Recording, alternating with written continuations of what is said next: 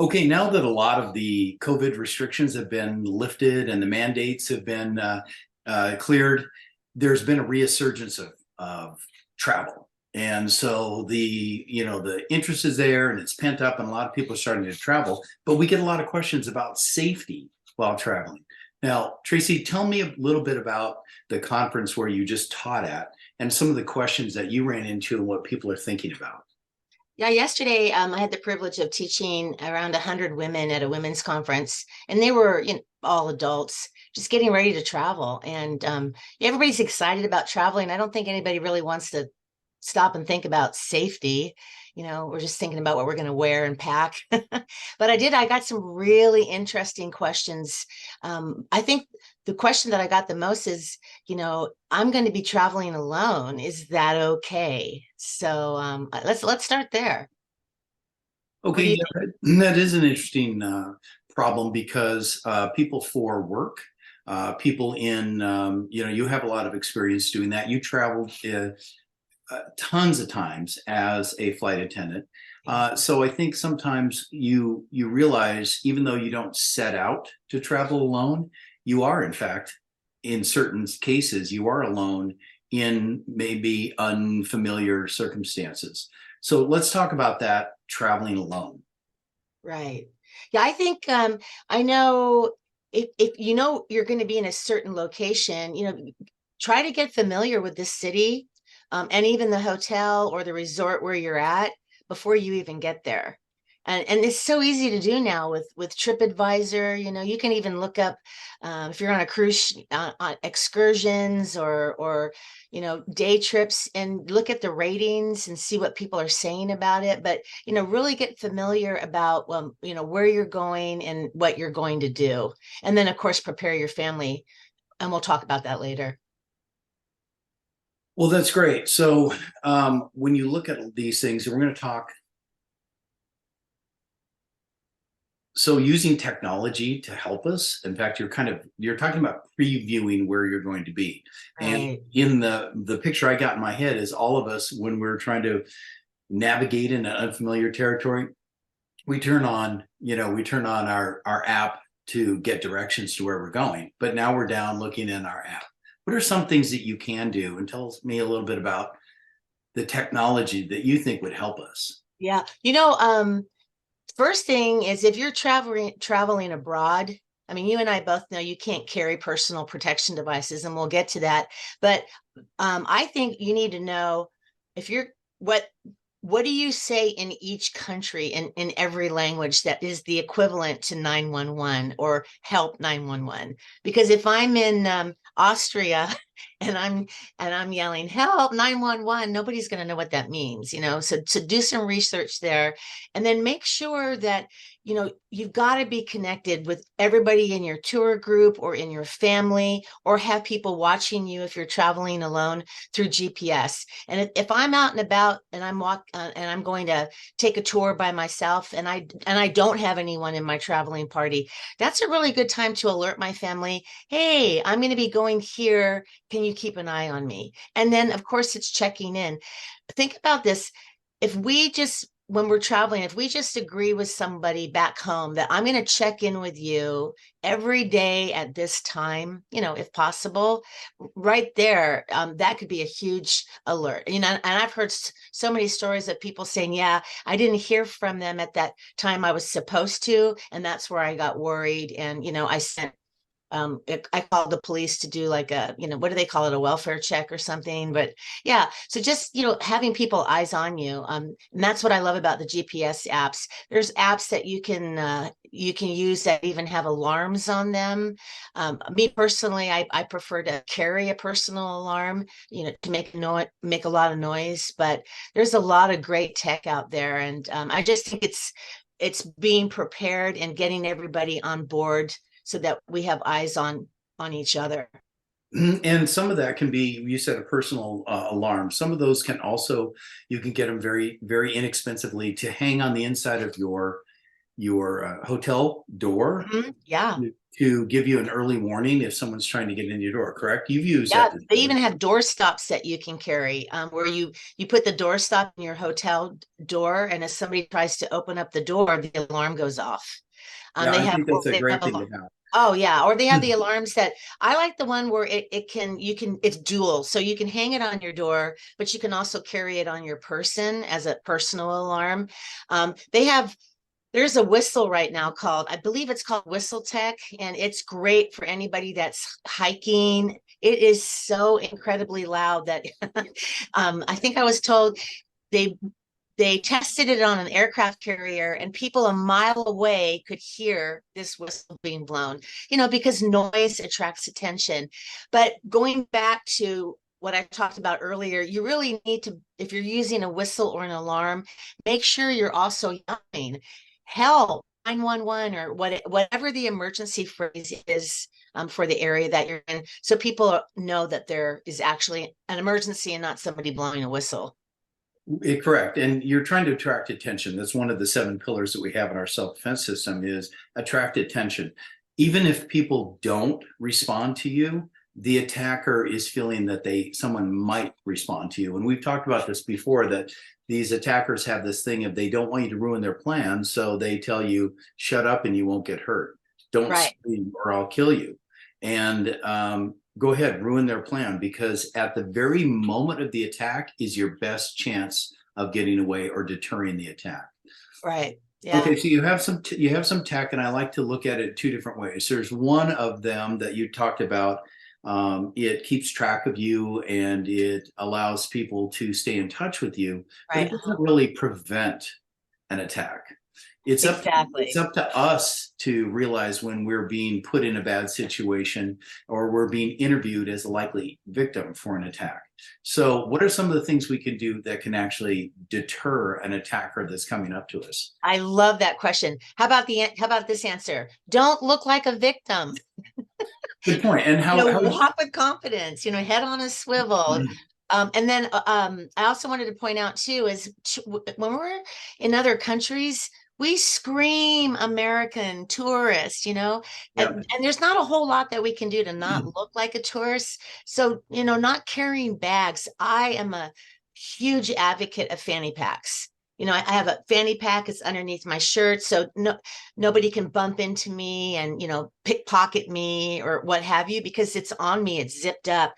I've even heard of people that carry dummy wallets. So God forbid somebody were to try to uh, rob them at gunpoint or knife point, they can throw a dummy wallet at them and take off. But yeah, I'm going to throw this one back to you. Just don't look like a victim. What do Well, you and that's so hard for us to not look like Americans. So our good friend Ray Butcher in Dublin, he says, let me show you what I'm talking about. So he takes me and we go down to this pedestrian mall. It's a very upscale. Well, I can't say that. It's a touristy mall, like a shopping mall, but it's outside. It's fantastic. It's over by Trinity College. And he goes, come on over here and just lean up against this wall and let me show you what I'm talking about. And through someone else's eyes, he's telling me what he's seen. And I'm just doing this like, oh my God, it's so obvious. And he says, so can you pick them out? And I go, yeah, I can. He goes, so then he starts telling me the little details. And he goes, there's something else. And I go, what? And he says, there's a guy across, don't look at him right now, but there's a guy on the other side of the mall. He's a local guy and he's looking at us and he's trying to figure out who we are and why we're looking at people. I looked at him like, oh, that's interesting. He goes, he goes, take a look at the Americans. There they are. They've got their map. They're unfolding their map. They have their brand new Nikes on their feet. They've got some kind of, khaki pants on. They got their fanny pack that's on the outside. They've got their shirt tucked in. We're overweight. And we're looking around and it's so obvious. And you see the groups of the tourists, and we really do stand out from that standpoint. Now, my advantage of being for more than a decade working in Europe quite a bit, was interesting. I had one time when my luggage was lost.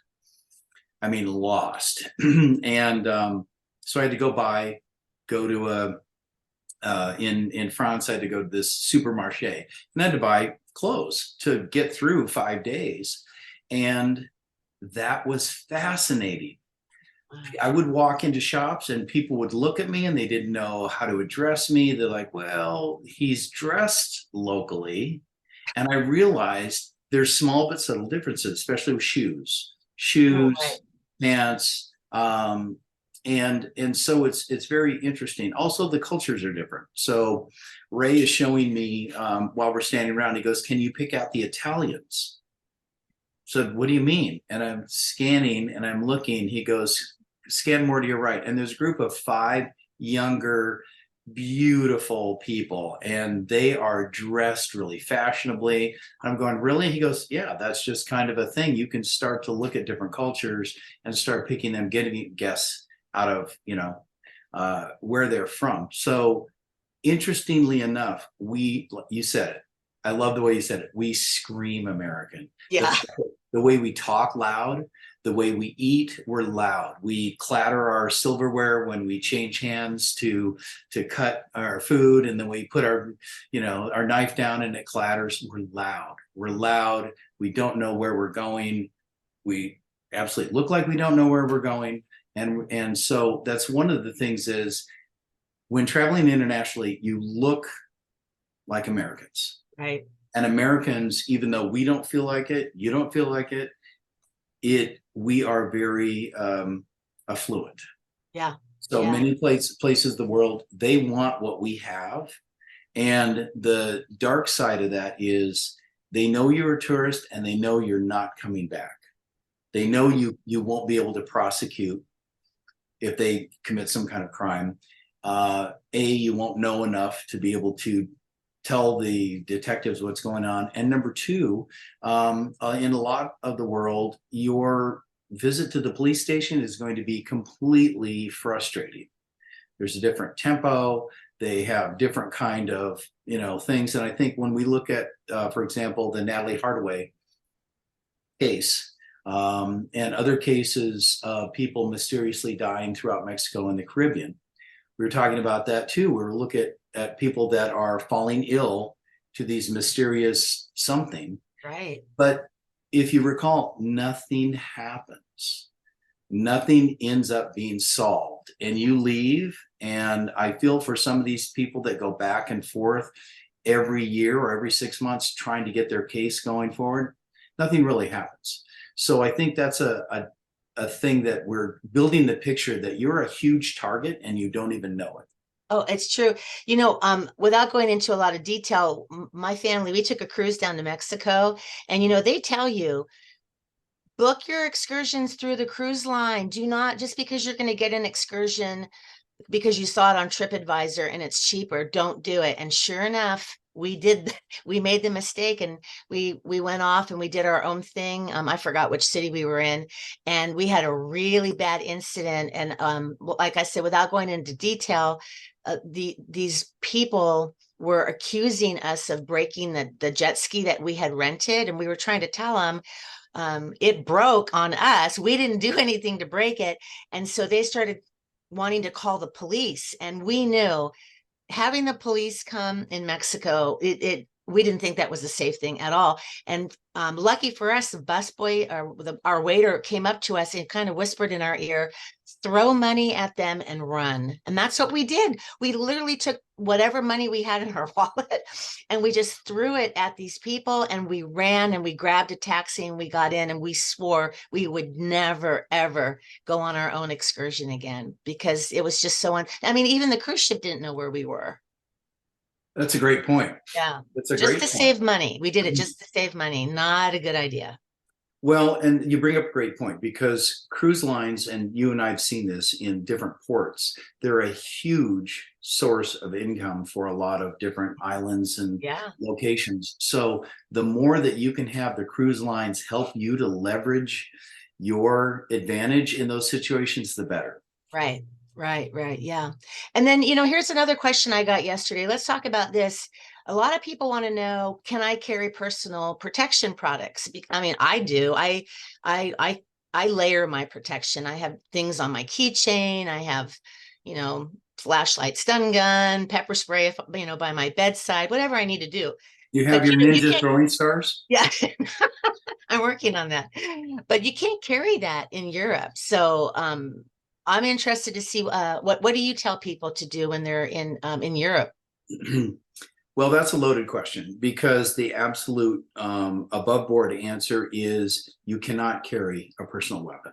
Right. So then people think they're going to get around it by carrying those combat canes or some kind of tactical pen or something. I know people that try to carry these alternative type of things, and a lot of times it doesn't work so well because you haven't trained on it. Yeah. You trained how to use all these things, or do you just think you're going to use some kind of alternate type of weapon? So I, for example, I've got a guy I was working out with yesterday, and when he travels, he puts a master lock on his backpack, and then he carries a bandana. And then what he does is when he gets to his location, then he takes the lock off the backpack and puts it on the bandana. He can put it in his pocket and with the bandana hanging out, and it's easily accessible. Oh, That that's sounds great. brilliant. That sounds great until you use it as a weapon. But that's the below board part that I need to talk about. I do know professionals that one of the first things they do is they pull into some kind of store and they'll buy a pocket knife. So when they get there, they'll buy a knife and then they'll carry it with them and then they'll throw it away on the way back. Oh, So it's interesting that people will try to go ahead and use these kind of mhm. alternate type of things. And I do agree with the environmental weapon, improvised weapon type of Yeah. training that you do. If you can hit somebody with it, it's an impact weapon. If you can cut somebody or stab somebody with it, it's a edged weapon. If you can throw something at someone, it's really a projectile weapon. So Right. how do you train yourself to look at everyday objects as potential weapons? Great point. Yeah. Because I think most people, if I walked into a room and said, pick out an environmental weapon, they'd have to really stop and think. And what we want our viewers to do is to be able to go into a room or to a place and immediately look around. Where are my exits? What could I use as a weapon? But these are the top 5 things I tell my students, because remember, I've got a lot of college age students that are traveling to Europe. Carry a nice big fat chunky pen, a pen that you can clip on your lapel or in your pocket. Somebody comes up behind you and puts you in a bear hug, you can grab that pen and just stab them with it. I love high lumen flashlights that are about 6 to 8 inches with a wrist strap, because you can blind them and then use it as an impact weapon. You can carry a cane in Europe. You can carry an umbrella in Europe. And one time I even had a guy tell me he used to be in the Secret Service, that he used to he used to file his credit cards down and he could turn the edge into like a blade. I'm like, whoa, yeah, that's pretty high tech. I'm not sure I would do that, but yeah, there are things that we can carry in other countries that they're not going to stop us. Looking at the types of things that we're talking about, you've got to focus your attention. You have to look at human behavior, and you have to look at when you're actually being interviewed. And you have to get good at noticing danger. Yes. Give us some tips on the fact that we're talking about weapons. Those things in and of themselves do not save us. You're talking about technology. Those things in of themselves won't save us. So tell us a little bit about training that you do for your women. Well, another thing that I tell them to do too is, look up, if I were going to, I don't know, Italy, I would, me personally, I would look up common scams that are used on tourists, because it's not always about assault or sexual assault. It's a lot of it is, stealing things, or it's the con game, right? So find out what kind of things have been reported by other tourists in that area, and know before you go, right? And then it's being prepared when you're talking to people, if they're making you feel uncomfortable. We've got to learn to establish boundaries with people. Sometimes I think we just try to be too nice. It's our safety first, then their feelings. So if someone stops me on the street and asks me a question, I'm immediately going to back up and put my hand up. Any normal person will stop and talk to me from a distance. I'll know if they're a scammer, a con man, or a predator, because they're going to keep violating my boundaries. And then, of course, I think we need to talk about, alcohol and drugs, but go ahead. What were you going to say?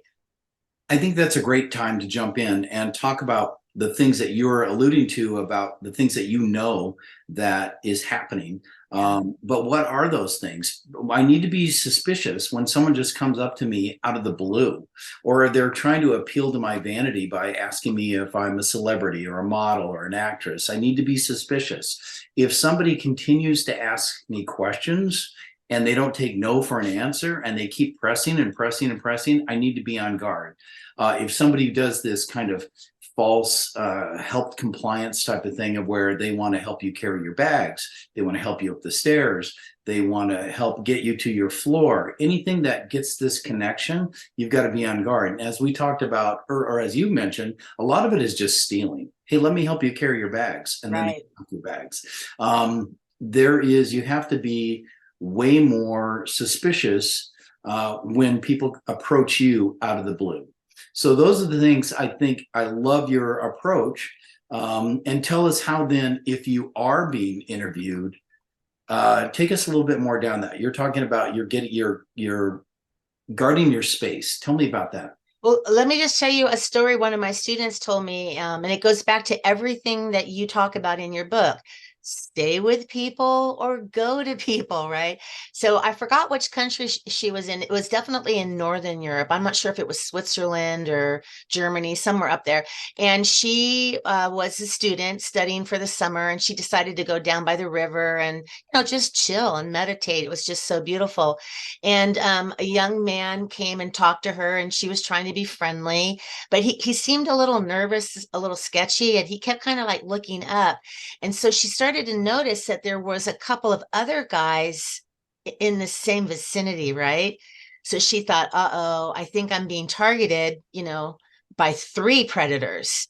And so, because her parents made her watch the movie Taken, she's like, oh my gosh, I got to get out of here. Sure enough, as soon as she got up, she said, okay, it was nice to meet you. I got to get out of here. Um, they started to follow her. Not just him, but all 3 of them are following her. So she saw a tour group going through some of the museums, or I think they were cathedrals or something. And she just tagged herself onto that tour group. She told the tour leader what was happening. She said she was being followed. Do you know those 3 guys continue to follow her, even with the group? And then at some point, they got her into a coffee shop, and she was going to call a roommate to come get her. Those guys came into the coffee shop, coming after her. And there were 2 bystanders, two big guys, and she asked them for help, and they were able to scare the guys off and get her back to her dorm or her hotel. That's pretty frightening. But thank goodness she recognized. She said to me, I knew I was going through some type of a victim selection process. Interesting. And Mm-hmm. that is being way ahead of the curve. I love that. That's a great story. Thank you. Yeah. Yeah. So she was very lucky. Yeah. Well, let's talk about drugs and alcohol too, because I think that's probably what we hear the most. All right. So Resorts and when you're cruise talking, ships and okay, yes, exactly. yeah. Tell us a little bit of that, because we're on vacation, and I've had travel experts say it's a very interesting phenomena. When you are on vacation, you act differently. So when people on vacation, they arrive for their 9 a.m. flight and they start drinking. Right. Because they're on vacation, right? So that's exactly, I'm there to have a great time. So tell us a little bit about some of your experiences, like you said, in different places, cruise lines. Yeah. Well, I think people need to ask themselves, is there somebody in my group that is the the designated sober person. In my family, it's always me because I don't drink. Yay. So my family loves to go on vacation with me, right? But if you're traveling alone and you're on a at a, I don't know, you're at a bar, you're at a restaurant, wherever you're at, and you're alone, what are you going to do if, even though you didn't take a drink from somebody, because you and I both know how fast it can happen, the bartender could be in on it. A lot I of can times tell they you. are. Yeah. Oh yeah. What are you going to do? Do you have a plan that if all of a sudden you start to feel really, really dizzy and you think you're going to pass out, do you have someone that you can go to? Because with GHB, which is the predator's choice of drug right now, you could be unconscious in 5 minutes. So look around. Who could you grab? Is there a table of women over here? Could you grab the cocktail waitress? But once again, you need to have eyes on you if you're by yourself, because once you're unconscious, you and I both know you can be dragged out. Let me tell you a quick story. We were on a cruise because we do a lot of cruising. And my husband and I were in a restaurant, and there was a guy that was really making my creep alarm going off. He just kept staring at me. And I don't mean like he'd like look and then look away. It was like, and I said to my husband, there is a full-blown creeper staring at me. And it's like, it's really, really uh alarming. And he said, well, just ignore him. So of course I couldn't ignore him. I just stared back and he left. Okay. So then we go up to the lounge. Oh, it was the next night. We were up in a lounge and we met some women, and we were talking to a lady, and she was telling me how excited she was because she was cruising alone, and because her husband had died, and she met this guy and she was going to meet him at the lounge and they were going to have a drink together, blah, blah, blah. Who do you think it was? That guy. That guy walks in, right? And I told her, I said, I need to talk to you privately. And I told her everything that had happened to me, how he was making my creep alarm go off. And I said, he could drug you and drag you to his room or your room, and you would never even know. You might not even know his name or where his room is, and you could be sexually assaulted. And thank goodness, she shut it down right then, and told him that she had made other plans. See, that's the stuff that Well, people need to think about. What if? and cruises are, this is terrifying, but in cruises that are in international waters, a crime happens. Who's the jurisdiction to actually investigate those crimes? Or even Right. worse, I know of cases where a spouse has gone missing in international waters, Yeah. like overboard. I mean, that's all you can think of. Was somebody thrown overboard in the middle of the night and the ship continues to steam away and there's no trace, and they get to the next port, and the port that they go to, they kind of shrug like, well, it didn't happen here. How do we investigate that? Right. So it's a very tricky situation when you look at that. And when you brought up the alcohol and the date rape drugs, people keep thinking they'll know the difference. Give me a couple of examples how people, well-meaning, aware women have still been drugged. Oh, perfect example. So we all know, don't take a drink from a stranger. Don't let someone buy you a drink. Don't leave your drink. Always keep your eye on your drink. But here's the problem. The problem is when we've met maybe a group of people, and maybe because we do that when we travel. Well, my husband and I met a lovely couple on a cruise, and we ended up hanging out with them for the full week, right? So you start meeting people and you start to trust them, and you let your guard down. Think about it. The average predator, they're not drug you the first or second night. They're going to slowly gain your trust, and then maybe the night before you have to leave to go home, that's when the bad things can happen. So it's really trying not to let your guard down, and then just knowing that if you start to feel dizzy, extremely intoxicated, who are the people around you that you can grab? And even if you are aware, these predators are looking for vulnerabilities and opportunities, and they're very good. Some of them are very good. And I can tell you a case of actually a personal acquaintance of mine that I was actually texting her, and she was in Florida at a place with a friend. She was with a girlfriend at a bar, and there happened to be some kind of large fishing tournament happening at the same time. Tons of men around. They ended up meeting some guys. They sat down and talked with them. The guy says, hey, what are you drinking? And she says, never mind, I got my own stuff. And he came in with like a mixed drink. Sat Okay. down, talked with them, and he asked like if he could get her a drink. She said, no, I'll get it. And so she was drinking I'll say a unusual type of beer, bottled beer. So she Okay. could see the bartender take the top off, hand it to her. She comes back with that. She's with her friend. And as they're sitting there talking, the guy says, hey, how do you like that beer? Hey, that looks great. He went up and got the same kind of beer. Oh, She needs to go to wow. the ladies' room. She tells her friend, hey, watch my drink. She goes, okay. And you know what happened? The guy Yep. drank his drink. And then at a time when the friend wasn't watching, he switched the drinks. And I had to find this out about a week later, because as I was kind of, one of those text conversations that goes over a couple hours, ding, you look, oh yeah, and then you text back, and then you don't hear anything. Her texting got more and more bizarre until it got to the point where she couldn't even text. And then she Right. ended up in the hospital.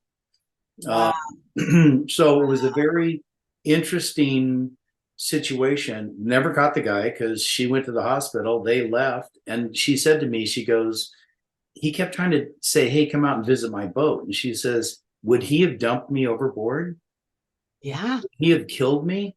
So she didn't get attacked because she was degrading. He kept trying to get her to go somewhere else, but she stayed there and ended up going to the hospital for like 2 days. Wow. Horrible. Wow. So there's unintended things that happen. I have actually a male friend, and he's small, which is interesting. He's a slightly built guy, and he was at a Fourth of July celebration at a hotel in San Diego. Thank you very much. And I can't remember the name of the hotel, but a huge thing. And a waiter's walking by with all these bottles of water. He grabs one, drinks half of it. It's hot and everything. And suddenly he's like, I don't feel good. Passes out on the floor. They like, oh, he's drunk. On And water. no, he's Yeah. not. He Right. just had water. And turns out, was that one water on the tray, or was there multiple waters that were spiked? One of my associates, two of my associates go to a Halloween party, and the bar drugged them. All four of them got roofied by having these special Jello shots. Yeah. So apparently the bar thought, hey, we're going to have a great party here. Yeah. And I don't think that people realize, you can break the cap on a water bottle and you can reseal it with clear nail polish. And most of these drugs are odorless and they're tasteless. So you wouldn't even really know. Or maybe by the time you figured out something, this water doesn't taste right, it could be too late. Yeah. So alcohol and drugs are the number one weapon, I think, that we see used on people, not just women, men too, because it's so easy. My son, he works security at a really nice nightclub, and he said he has seen tag teams of a woman talking to a guy at the bar. She drugs him. He doesn't feel well, so he goes into the bathroom and passes out. And then her partner's in there ready to roll him for his wallet and his phone and his watch. So, it happens to everybody. Yeah. It really does. It's interesting that we'd follow up with stories of men getting date rape drugged, right? And so it's not necessarily all about sexual assault. It's about actually, doing whatever kind of crime it is. And I think this is a good time to talk about kind of the bottom line is that you talked about a high-end club.